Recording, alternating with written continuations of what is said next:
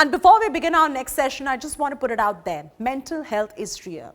Unmute yourself, speak up. Your mind is just like any other part of your body. If you need help, go out there and take help from a qualified mental health care practitioner. We're going to be addressing a very important issue that is impacting just about everybody in the post-COVID world. You're not alone.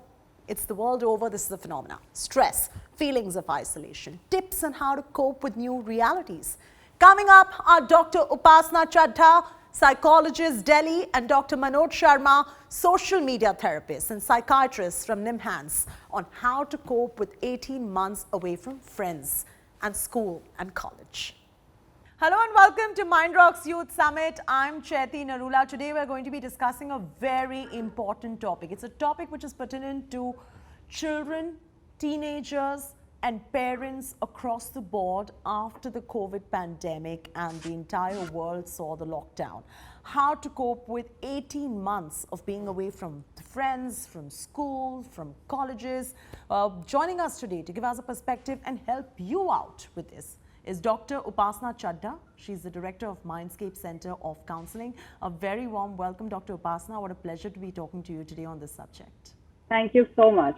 It's my pleasure too. We also have Dr. Manoj Sharma, Professor of Clinical Psychology at NIMHANS. He's joining us to discuss this very topic and guide our viewers through it. A very warm welcome, Dr. Manoj, as well. Thank you. So let's begin with Dr. Upasana first. Dr. Upasana, I would like to understand from you first and paint us the lay of the land in terms of what children are going through today, what teenagers are going through today, and how parents are having to cope with it as well, because a lot of this also comes from the parents' anxieties being transferred upon the children. Absolutely correct. So what's happening after this pandemic, and like you rightly said, we are 18 months into it. So all of us, I believe, the kids, very young kids, the teenagers, the parents, the kids who had to now go to college are going through a very, very tough time. So if I start with the younger lot, let's say all those kids who were like 2 years old, 3 years old, and they had to start school.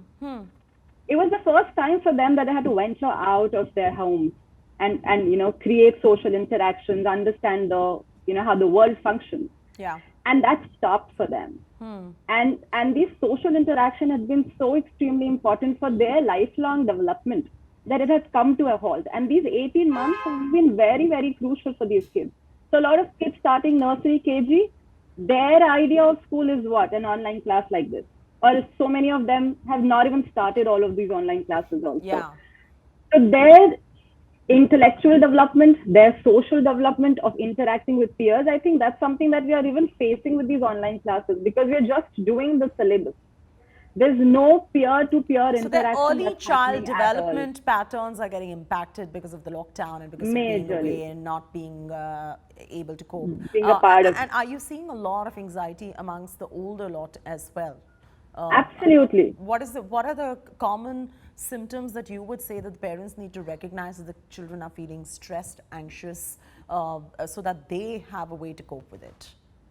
So there's a lot of loneliness that these kids are now seeing. All of these adolescents, teenagers. Yes. A lot of loneliness is leading to a lot of depressive and anxious symptoms.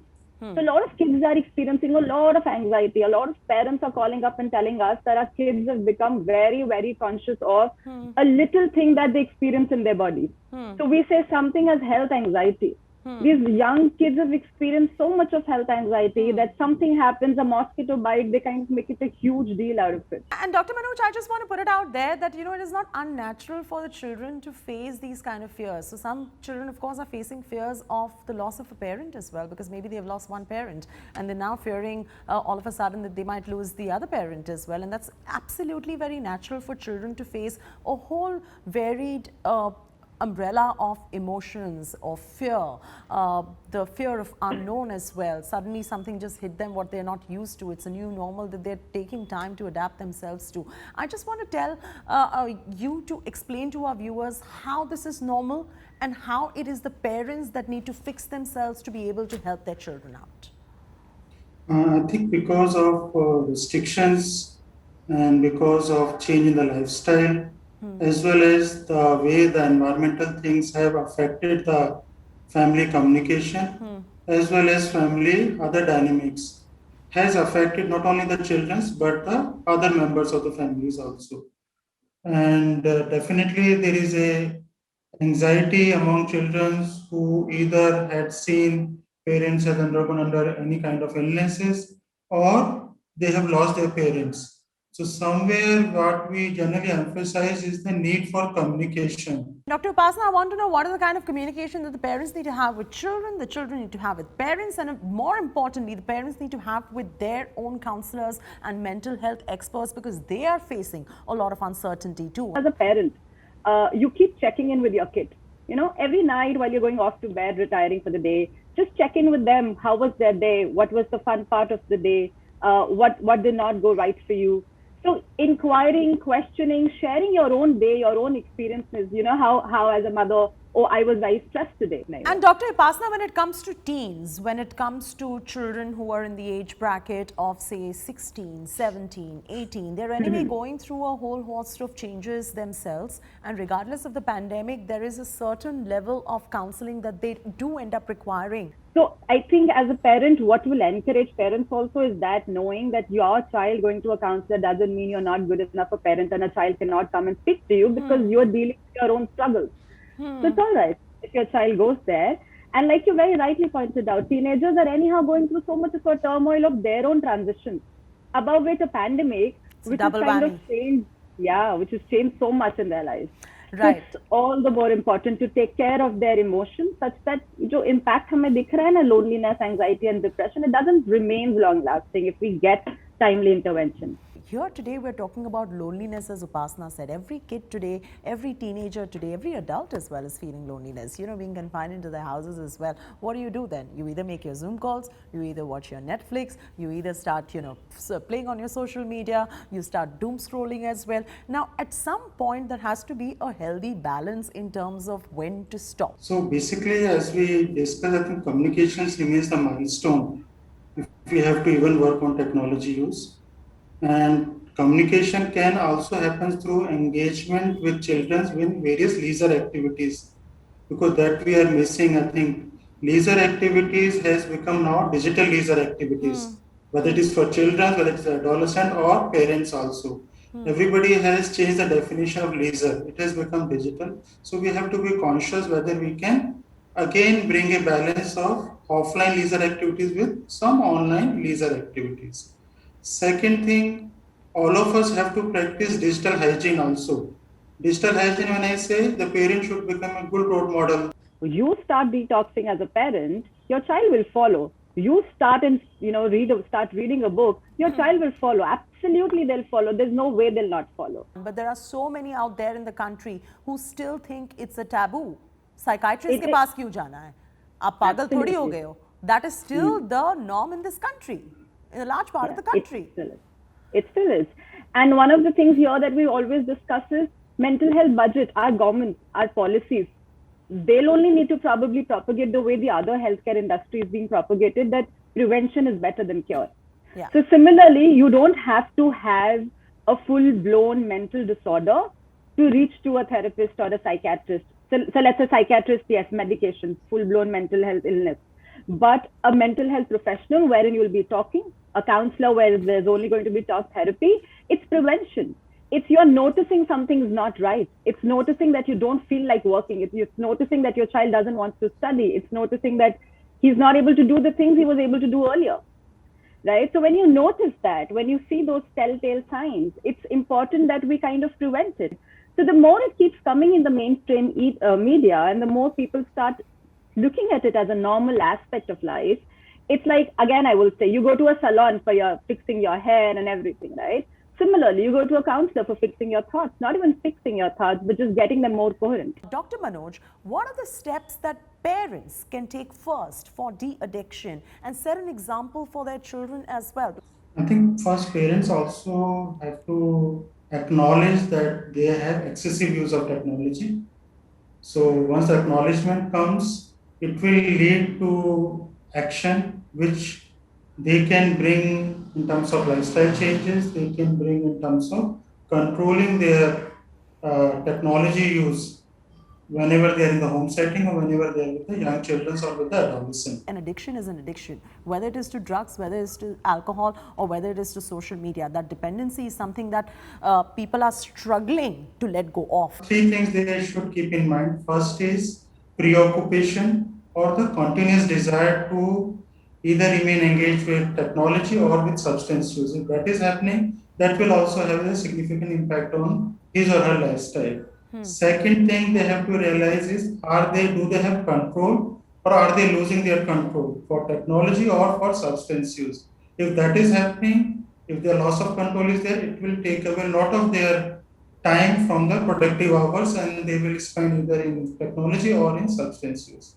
Third would be continuous indulgence in technology use or substance use despite knowing the consequences. They know their physical health is suffering, they know their academics are suffering, they know that family relationships are taking a back seat, but still they are persisting with the use. So if these three things are coming up in their lifestyle, that's a red signal to seek help. Gaming has become another addiction, Dr. Manoj, and I've seen a lot of adolescents falling prey to this gaming industry, and they just can't let go off because then it gets very competitive. Then you want to go to the next level, and now globally there are players who are coming and joining, and they get very competitive about it. How harmful can that be to a child or an adolescent's mental health, and what can parents really do? Because Upasana said the minute you take away, and when there is violence, it is a sign of withdrawal symptom.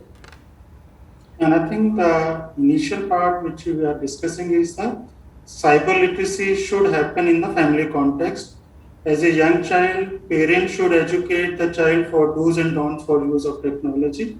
As I think if World Health Organization also made some recommendation that how much the technology use should be there for a 6-year-old child and how much the physical activity should be there for a young children. I think that part where parent can play a major role.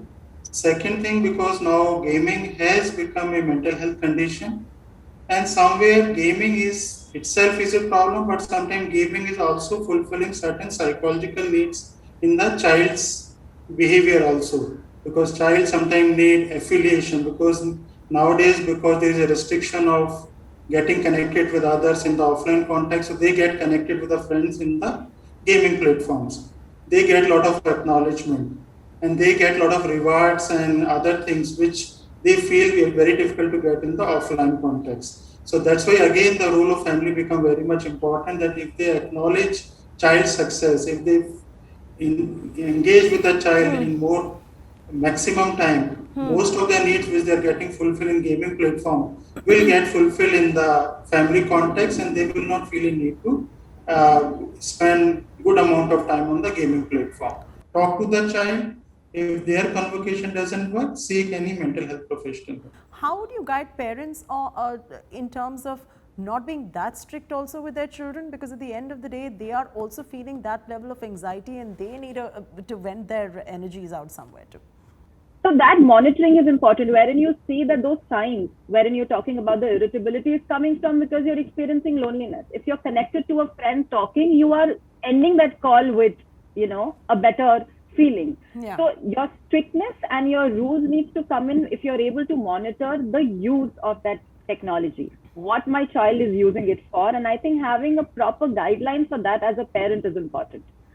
Forming that guidelines, that this much amount of time you use for this much you use for that. And I think a lot of our digital devices today do have a monitor on how much is being used for what. How much is it that you're using for your education, reading books on your tab? How much you're using for social media? How much you're using for something else? So that monitoring, I think the parents can do, and then have a very, rather than being strict, you can have a very nice style of approaching it forward, that this much for this time, your social media interaction for this time, your educational purpose used for tabs this time, because everything is happening on one device only now. That's very interesting to note. Dr. Manoj, on a winding note, I would like a lot of youth are tuning in. They're watching what you're saying. They're listening into what you're saying. And I'm sure they're understanding what you're saying as well.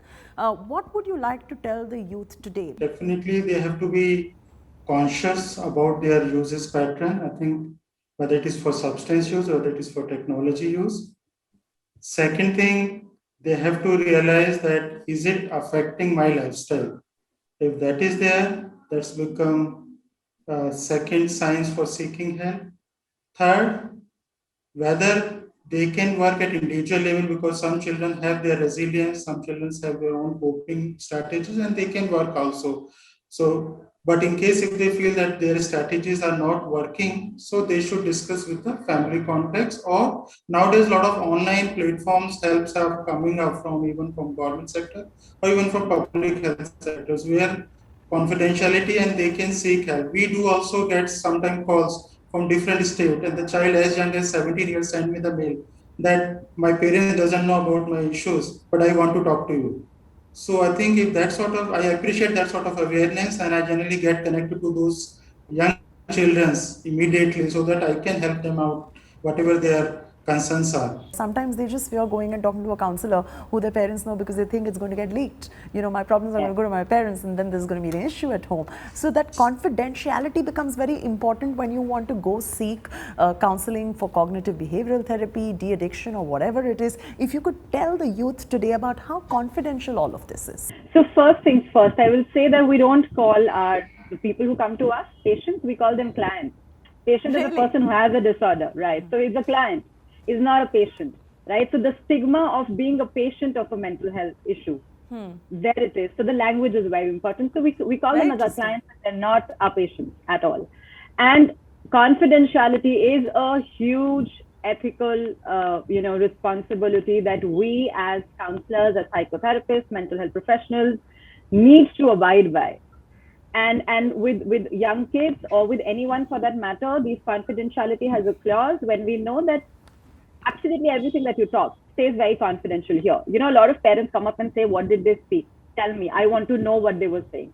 So we tell the parent that you want to know what's going on, you come in the session with us. We'll talk to you with your child in front of us. There's no reason for your client who's young, a teenager, to fear that, you know, anything that he or she is facing, not being able to discuss with their children, is ever going to get leaked to the parents. It's always going to remain between me and my counselor, and I will get the help that I require, because these are things that I'm not being able to talk to my parents about. Absolutely. And I want to add something here. It's also important for the child to also know that there are some things that an adult needs to know.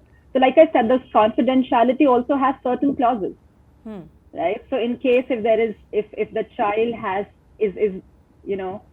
a risk of being harmed or is going to harm someone, that time the confidentiality clause doesn't hold true. Are the parents okay with leaving their kids to the counselors, letting them deal, or do they tend to end up getting nosy? And what do you tell parents who tend to end up getting nosy, that I'm dealing with the child, leave me alone? I think parents are always remain quite anxious about whatever is happening in the counseling sessions and all. Of course, and they will be always.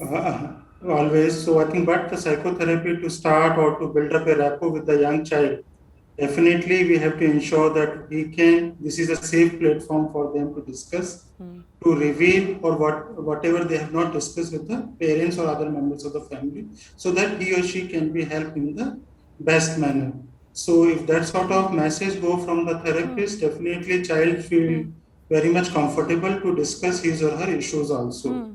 But along with that, we have to give psychoeducative sessions to the parents also, help them to work on their distress, help them to work on their other issues which they are worried about the young child, so that they can feel better, relax. And sometimes we have to teach even relaxation exercise to the parents also, because so that they can relax and they can take a more better look about the child's problems and other issues. Right. And Dr. Upasana, I would just like to know from you a little about altruism, how it helps all of us in times like this, because everyone looks at their problems in isolation through this magnification, just to understand that all of us are going through this. So like you very rightly mentioned, remember, during the second wave that did hit us all, I saw a lot of young kids also, were encouraged to bring in that support, to bring in whatever they could to provide supplies or groceries to the elderly who did not have a family member and they could not move out.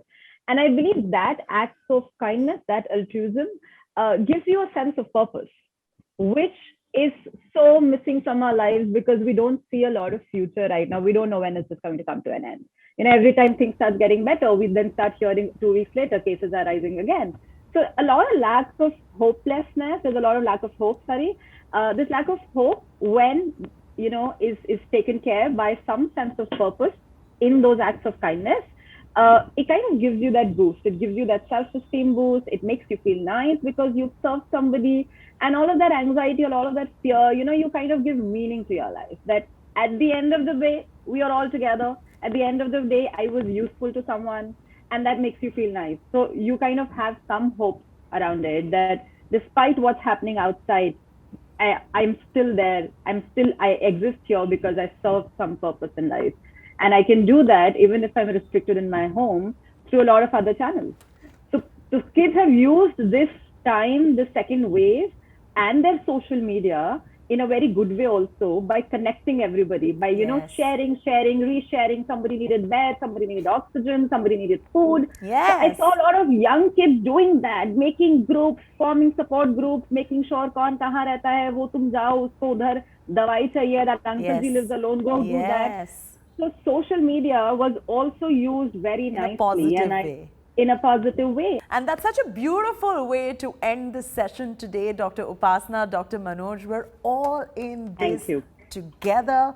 Altruism works. In case you see some telltale signs of anxiety within yourself, within your family members, go ahead, unmute yourself, speak normally about mental health. Your brain is like any other part of your body. Thank you very much for your time. Dr. Upasana, Dr. Manoj, it was a fantastic Thank you session. so much. Thank you.